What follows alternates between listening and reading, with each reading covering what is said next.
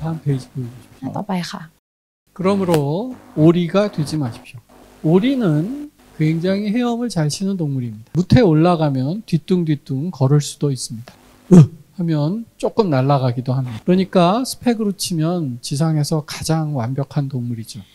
하지만 여러분이 사장님이라면 하늘을 날 일을 오리한테 시키겠습니까? 그런 일은 독수리에게 시키면 됩니다.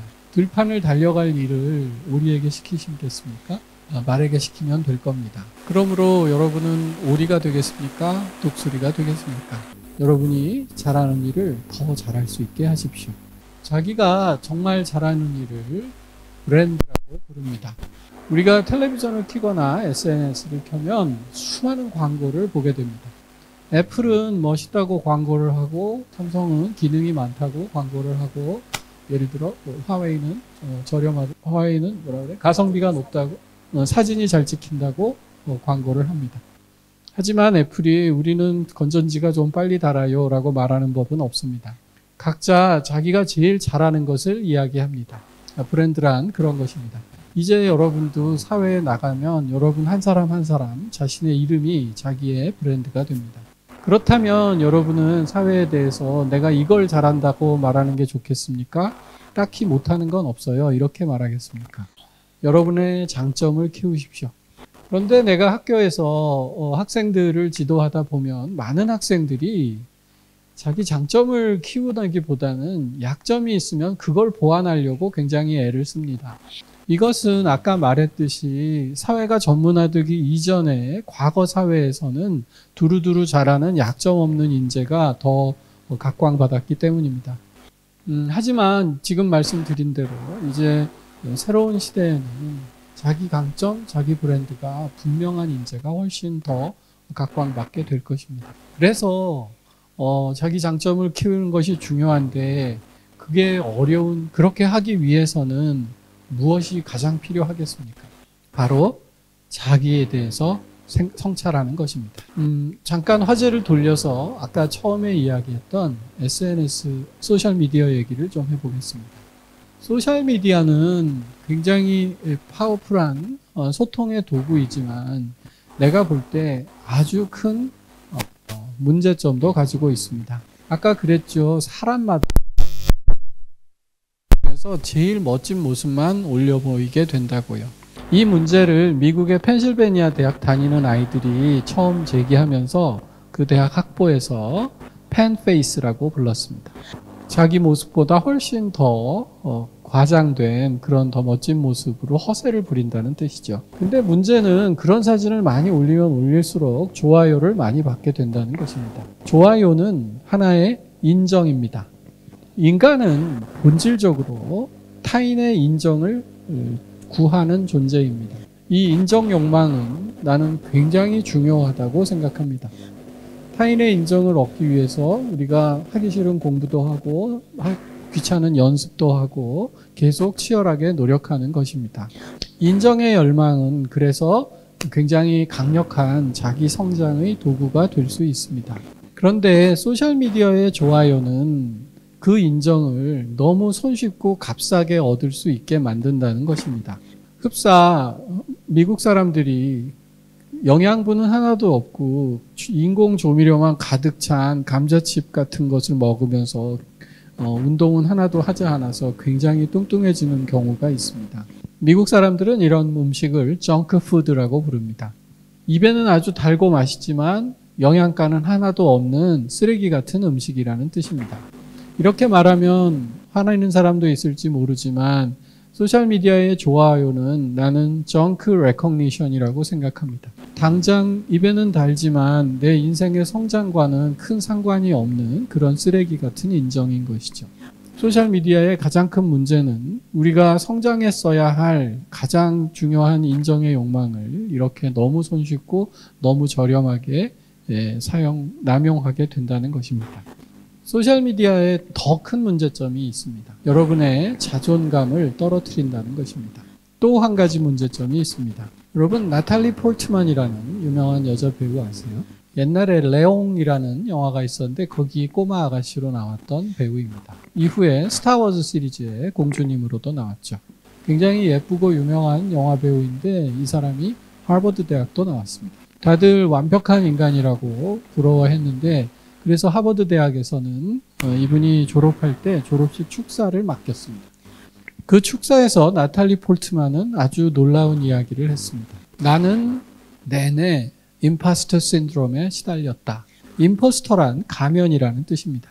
뭐냐면 다른 사람들은 내 가면을 보고 다 내가 훌륭하고 뛰어나고 탁월하다고 생각하는데 사실 내가 별거 아닌 존재라는 걸 나 혼자는, 나 스스로는 알고 있습니다. 그래서 그 차이 때문에 굉장한 좌절감을 느끼게 되지만 늘 내 이 못난 본 모습을 딴 사람이 알게 되면 어떻게 하나 하는 불안감에 시달리게 됩니다. 물론 그 불안감을 극복하고 다른 사람의 시선에 걸맞는 사람이 되기 위해서 더 노력하게 되는 사람들도 있습니다.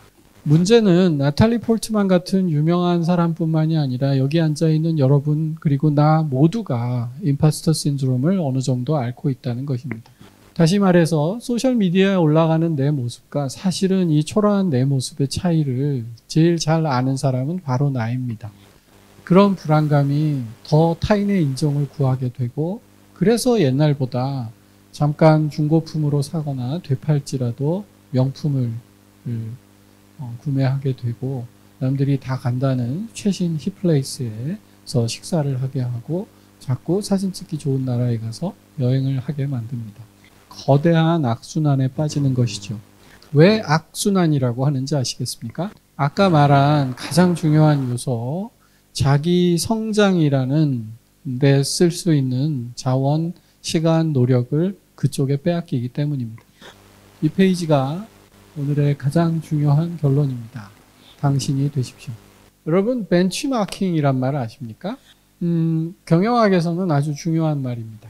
우리보다 잘하는 회사를 따라해서 그 회사를 따라잡게 되는 걸 벤치마킹이라고 합니다. 자기 개발에서도 벤치마킹이 필요합니다.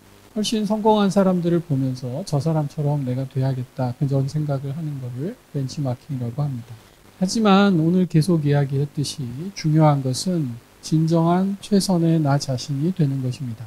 그래서 그걸 나는 셀프마크라고 이름 붙이고 싶습니다. 어떻게 하면 그러면 아마 이 질문을 제일 많이 하실 것 같습니다. 어떻게 하면 나 자신이 원하는 것, 나 자신이 누구인지 알 수 있을까요?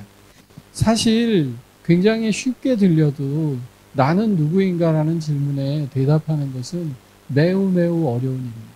그냥 생각한다고 나에 대해서 생각한다고 알게 되는 것이 아니라 굉장히 특별하고 오랜 노력이 필요한 일입니다. 어떤 노력이 필요할까요? 전 세계의 모든 무용수에게 또는 댄서들에게 가장 훌륭한 선생님이 있습니다. 누굴까요? 바로 미러입니다. 여러분 예쁜 옷을 샀는데 거울이 없다면 그 옷 어디다 쓸까요? 새로운 춤의 안무를 개발했는데 거울이 없다면 어떻게 할까요? 좋은 선생님에게 배우는 것도 중요하지만 결국은 그걸 거울을 보며 연습하는 것이 가장 중요한 일입니다. 그렇습니다. 최선의 내 자신이 되고 또 내 자신이 누구인지 알기 위해서 가장 필요한 것은 나를 지켜보는 나입니다. 그런 걸 조금 어려운 말로 메타 셀프라고 부릅니다. 메타는 하나 초월한다는 뜻인데 내 자신으로부터 초월해서 나를 객관적으로 볼 수 있어야 한다는 뜻이죠. 그러므로 여러분이 실패하거나 좌절했을 때 실망하지 마십시오. 내가 아까 인생에서 가장 중요하고 가장 재미있는 일이 뭐라고 했죠? 성장이라고 했습니다. 그렇다면 어떤 일에 성공했을 때 더 성장이 있을까요? 실패했을 때 더 성장이 있을까요? 우리가 어떤 일에 성공을 거두면 내가 잘해서 그랬다고 생각이 들고 그래서 다음에도 이번하고 똑같이 하면 또 성공할 수 있을 거라고 일반화시키게 됩니다.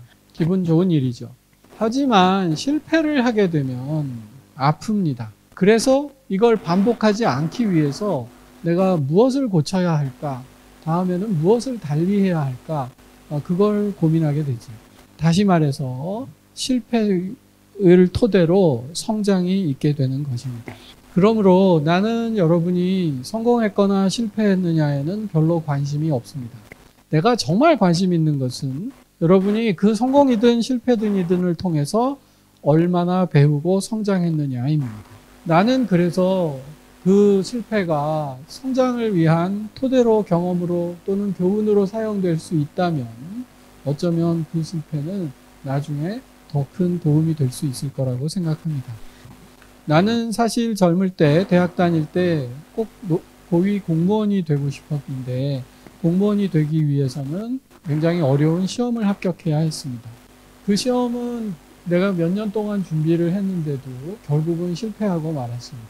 분명히 학교 다닐 때 나보다 공부 못하는 애들도 다 합격을 하는데 나만 자꾸 떨어져서 굉장히 실망을 많이 했습니다. 그래서 남들이 좋다거나 부모님이 원하는 공무원이 아니고 내가 좋아하는 공부를 해야겠다고 생각하고 교수가 되기로 마음을 바꿨습니다. 그리고 오늘까지 온 것입니다. 그때 같이 시험 공부를 했다가 붙은 친구들이 전부 저를 만나면 그때 시험에 떨어진 것이 너의 인생의 가장 큰 행운이었다. 그렇게 말하곤 합니다. 나도 공감하는 말이지만 만약 내가 떨어져서 좌절하고 있을 때 그 친구가 그렇게 말했다면 아마 죽여버리고 싶었을 겁니다. 중요한 것은 성공했느냐 실패했느냐가 아니라 그 이후에 어떤 학습이 어떤 배움과 성장이 있었느냐입니다. 젊은 사람들은 미래를 살게 할 때 인생은 화살같이 날아가는 것이라고 생각하는 경향이 있습니다.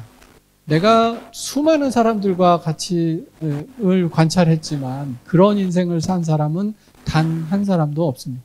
여기 대학생 여러분께 여쭙겠습니다. 고등학교 때 대학에 가기 위해서 준비를 하면서 꿈꿨던 대학 생활과 대학 생활의 목표가 있죠.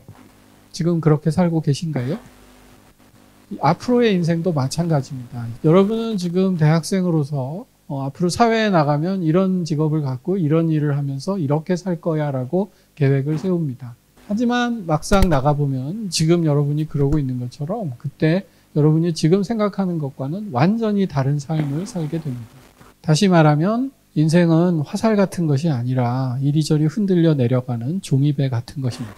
종이배 같다고 해서 아무 생각이나 또는 계획 없이 그냥 있는 대로 밀려가면서 살아야 된다는 뜻은 물론 아닙니다. 목표를 향해서 최단거리로 날아가지 못하더라도 여러분의 인생은 충분히 가치 있고 천천히 성장해 나가는 것이 사실은 더 중요한 일이라는 이야기를 하고 싶은 것입니다. 내가 우리 학교 4학년 지도교수를 하고 있을 때 일입니다. 어떤 학생이 저를 찾아와서 친구들은 다 좋은데 취업이 확정이 됐는데 자기는 아직도 이렇다 할 취업을 하지 못하고 있어서 너무 걱정이라고 속상해하고 하러 왔습니다. 그 학생은 서울대학교라고 한국에서 아주 좋은 대학이기 때문에 그때까지도 직장을 못 구했다는 것은 사실은 굉장히 좌절스러운 일이었을 겁니다. 그래서 제가 그 친구에게 물었습니다. 한국인의 평균 연령이 한 80세 정도 되는데 80세가 하루 24시간이라면 너는 지금 몇 시쯤 된 것 같으냐? 자기는 24살이고 이제 사회에 나가서 한참 활동을 해야 되는 나이이기 때문에 한 오후 2시나 3시 정도 되지 않을까 싶다고 말했습니다. 자, 그럼 계산을 한번 해봅시다. 80의 절반은 얼마이죠? 40입니다. 40은 24시간의 절반 12시에 해당합니다. 40의 절반은 얼마이죠? 그러니까 20살은 12시의 절반인 새벽 6시입니다. 여기 올해 20살 된 분 계십니까? 하루 중에 지금 새벽 6시 막 지났습니다. 이렇게 하면 10년 나이가 갈 때마다 3시간씩 지나가면 됩니다. 여기 30세 되신 분 계십니까? 네, 아침 9시 되신 겁니다. 그래서 제가 그 친구한테 물었습니다. 너는 아침 7시 12분에 뭐를 해? 그랬더니 머리를 긁으면서 이제 일어나서 밖에 나갈 준비하고 옷 입고 양치질할 시간이네요. 그렇게 말했습니다. 그러면 너는 7시 12분에 일이 좀 안 풀렸다고 오늘 하루 다 포기할 거야? 그렇게 물었습니다. 그랬더니 그 친구가 가만히 있다가 벌떡 일어나서 감사합니다 하고 나갔습니다. 내가 왜 이 인생을 시계에 비유하는지 아시겠습니까? 여러분은 절대로 늦지 않았다. 내가 보기에 인간은 지독하게 근시안적입니다. 그래서 나는 아프니까 청춘이다라는 책에서 이렇게 시계에 비유하고 계절에 비유하고 꽃에 비유하고 상에 비유하고 수많은 내가 할 수 있는 모든 비유를 통틀어서 여러분은 아직 늦지 않았다고 말해주고 싶었던 것입니다.